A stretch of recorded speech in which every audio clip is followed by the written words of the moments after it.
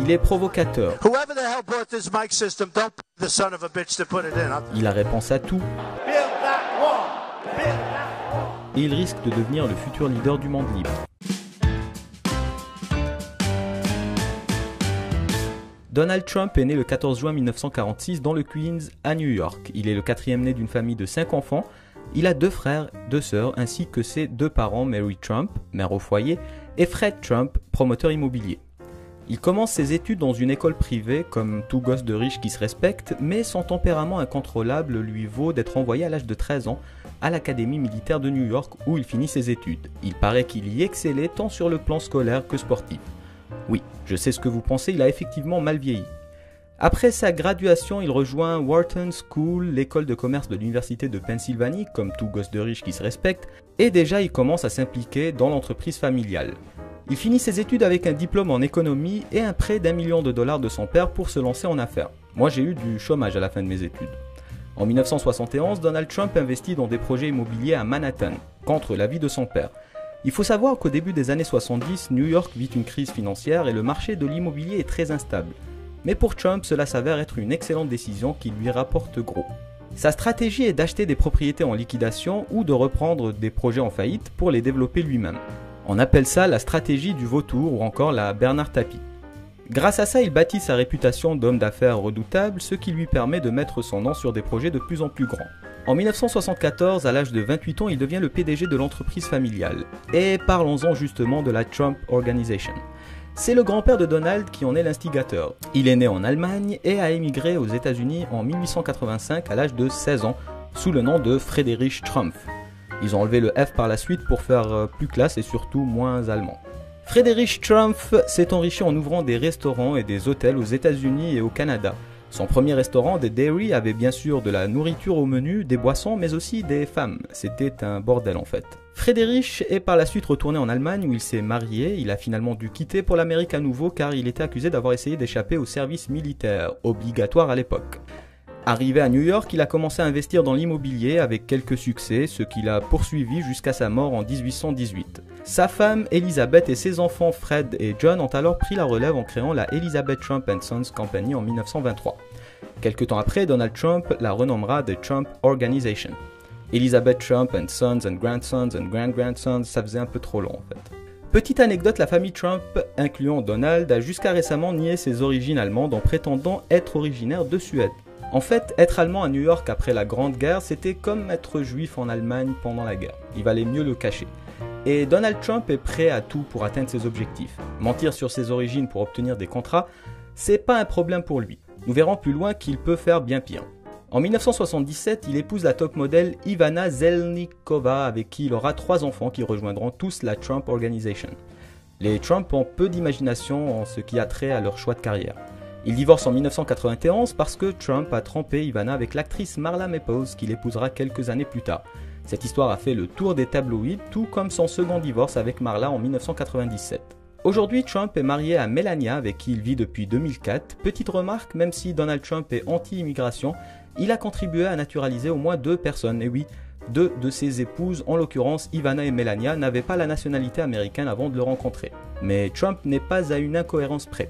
Le portfolio immobilier de Trump est impressionnant. Parmi ses grandes réalisations, on peut citer les Trump Tower, le Trump Taj Mahal, le Trump Plaza, la rénovation de Central Park, les clubs de golf et la liste est encore très longue. À première vue, cela peut donner l'impression que Trump est un développeur immobilier très prolifique, ce qui n'est pas faux, mais parfois il n'est pas directement lié à la construction. Il loue son nom à d'autres promoteurs pour donner du prestige au projet ou juste parce que Trump ça sonne bien. Et même si la plupart de ses projets ont abouti, d'autres ont été plus compliqués. Il a dû par exemple utiliser le chapitre 11 de la loi sur la faillite à 4 reprises, notamment dans l'affaire du Taj Mahal. Il a même dû se départir du Trump Princess, son méga yacht de 86 mètres.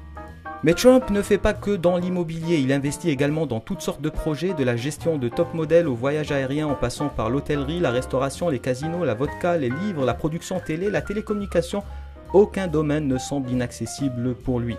Il est également présent dans le milieu du show business avec plusieurs participations dans des films et séries télé comme Maman j'ai raté l'avion ou encore Le Prince de Bel-Air. Il a aussi participé à des combats de lutte, mais il est plus connu pour avoir animé l'émission The Apprentice de 2004 à 2015, émission pour laquelle il a été nominé aux Emmy Awards à 2 reprises. Nous voilà enfin arrivés à l'essentiel, le plat principal, sa carrière politique. Aux États-Unis, Donald Trump est considéré comme une sorte d'électron libre. Il soutient différentes personnalités, il passe d'un parti à l'autre selon son humeur du moment et surtout selon ses intérêts. Il a par exemple soutenu la campagne de Ronald Reagan ainsi que de Mitt Romney qui sont tous les deux républicains. Mais lorsqu'on lui demande quel président récent il préfère, il répond « I would have to say Clinton ».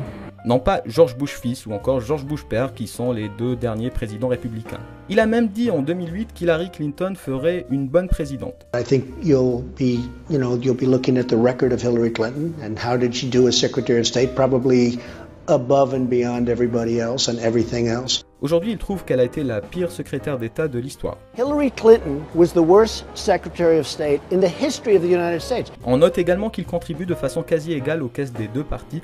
En fait, s'il s'est lancé dans la primaire républicaine, c'est par pur opportunisme. Il a tout simplement jugé qu'il avait plus de chances que dans la primaire démocrate. D'ailleurs, lorsqu'un journaliste lui demande s'il est républicain ou démocrate, il répond « In many cases, I probably identify more as a Democrat ». Il a même dit que si les républicains ne le désignaient pas comme candidat, il se lancerait en candidat libre. Aucun sens d'appartenance au groupe. Et c'est toujours comme ça avec Trump. Ses décisions et ses prises de position ne sont pas fondées sur des principes ou des valeurs, mais elles sont toujours faites par opportunisme.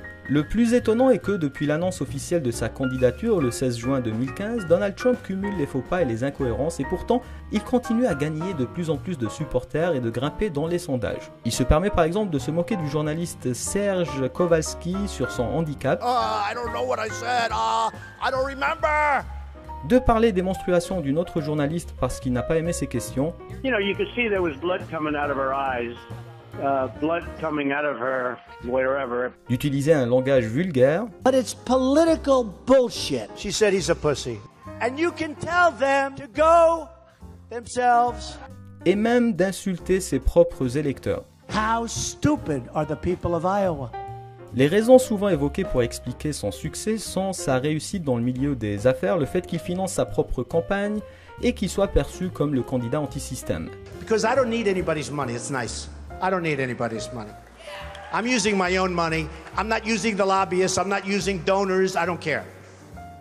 I'm really rich. I'll show you that in a second. Mais également son côté populiste, le fait de jouer sur la peur. Our country's going to hell.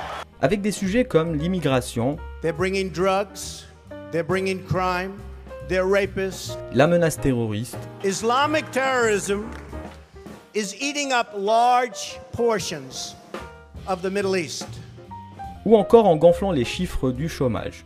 And our real unemployment is anywhere from 18 to 20%. Don't believe the 5.6. Et pour tous ces problèmes, Donald Trump a une solution toute simple. Sa grande solution pour lutter contre l'immigration illégale par exemple est de construire un mur à la frontière mexicaine. We will build a wall. Dont les Mexicains eux-mêmes paieront les frais. À cela, l'ancien président mexicain rétorque I'm not gonna pay for that fucking wall. Une autre de ses solutions miracles est son fameux plan pour combattre ISIS, qu'il ne veut surtout pas dévoiler pour pouvoir les surprendre. What do I want to do with Syria? I know what I want to do. Believe me, you're going to be happy. But I don't want to tell. I don't want them to say, oh, well, Trump's going to do this, so we'll do this. Il a un plan, mais il peut pas le dire. Un peu facile tout ça. Tout comme sa trouvaille pour lutter contre le chômage, il dit qu'il faut simplement inciter les gens à travailler. On n'avait pas pensé à ça. Et lorsqu'on lui demande des mesures concrètes, il dit que ce n'est pas une question de mesures concrètes, mais une question d'incitation et d'encouragement. Voilà quoi. L'autre de ses grandes forces, c'est qu'il a la capacité de changer d'opinion sur n'importe quel sujet à n'importe quel moment. Chose extrêmement difficile à faire lorsqu'on a une colonne vertébrale. Donald Trump a changé d'avis sur plusieurs sujets comme l'avortement. I'm very pro-choice. I am pro-life. Il a aussi changé d'avis sur la guerre en Afghanistan. We made a terrible mistake getting involved there in the first place. I think it's important that we number one keep a presence there. Et aussi sur la crise des migrants syriens. Now, do you object to migrants who are getting out of the Middle East and North Africa? Do you object to them coming to the USA? I hate the concept of it, but on a humanitarian basis, with what's happening, you have to. Look, from a humanitarian standpoint, I'd love to help, but we have our own problems. En plus de sa schizophrénie, Donald Trump est capable de dire à peu près n'importe quoi sur n'importe quel sujet. Le site de fact-checking PolitiFact qualifie les discours de Donald Trump de vagues et contradictoires. Selon eux, 77% de ce qu'il dit est faux. Voici quelques exemples.